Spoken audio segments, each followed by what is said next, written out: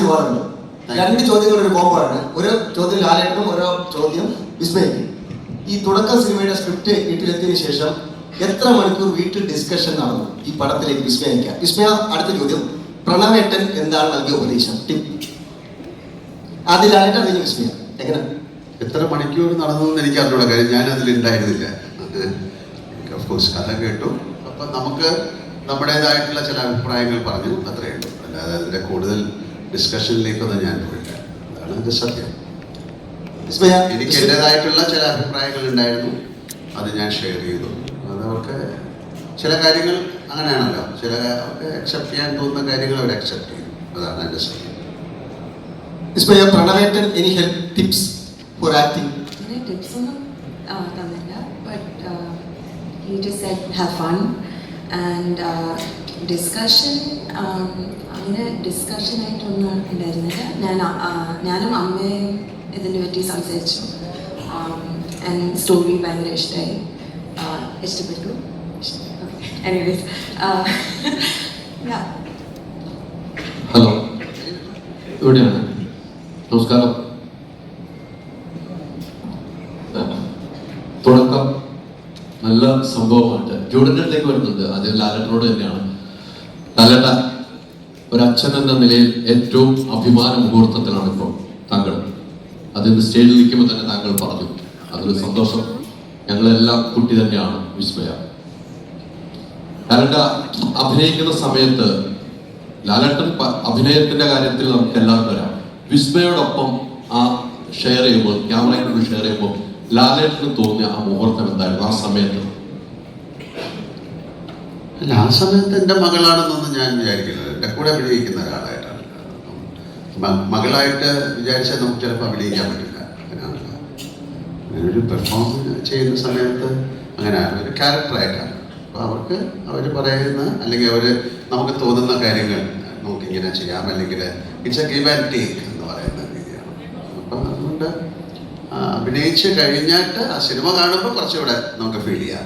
അല്ലാതെ അഭിനയിച്ചുകൊണ്ടിരിക്കുമ്പോൾ ഞാൻ എൻ്റെ കൂടെയുള്ള ഒരു കൊളീഗായിട്ട് ഞാൻ വിചാരിച്ചിട്ടുണ്ട്. അച്ഛൻ്റെ അടുത്ത് ചോദിച്ച ചോദ്യം തന്നെയാണ്. സിനിമകൾ ഒത്തിരി അച്ഛൻ്റെ കണ്ടിട്ടുണ്ട്. ഏറ്റവും ഇഷ്ടപ്പെട്ട സിനിമ കിരീടമാണെന്ന് പറഞ്ഞിട്ടുമുണ്ട്. ഈ സിനിമയിൽ അച്ഛൻ്റെ മുന്നിൽ പോയെന്ന് ഒരു ഡയലോഗ് പറയുമ്പോൾ, ജൂഡ് പറഞ്ഞു തരുന്ന ഡയലോഗ് പറയുമ്പോൾ എന്തായിരുന്നു ആ ഫീൽ?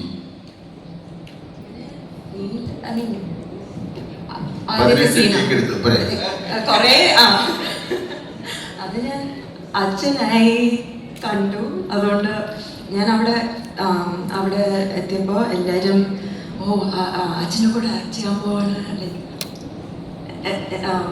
ആ എക്സൈറ്റ്മെന്റ് ഉണ്ടായിരുന്നു.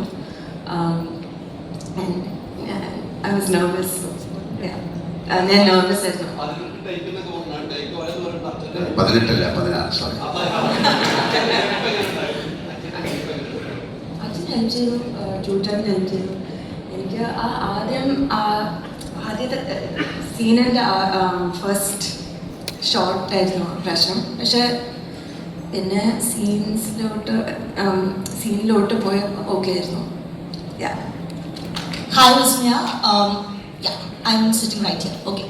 So you've spent years expressing yourself through poetry, painting, and everything.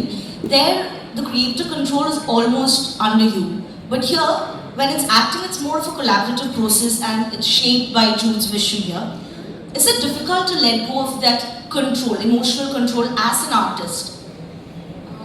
So I would say that it's still the same kind of freedom.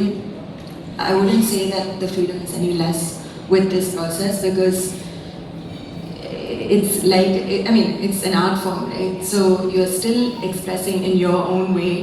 So it's not, yes, of course the director gives you his vision, but then it's your instrument, right? So you have to bring out your own creativity. Yeah. Thank you so much for the answer, sir. My question is to you. You've seen actors starting their journey through all these decades. As a father and as an actor, what do you think is the most important quality a co-actor, an experienced co-actor should have when he is with a person who's facing the camera for the first time? Basically common sense.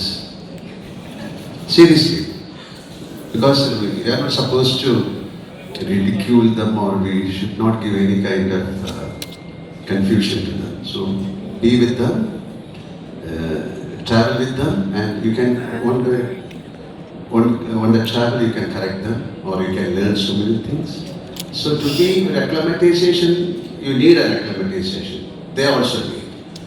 So to be in that league and to be in our league, it's a beautiful process happening.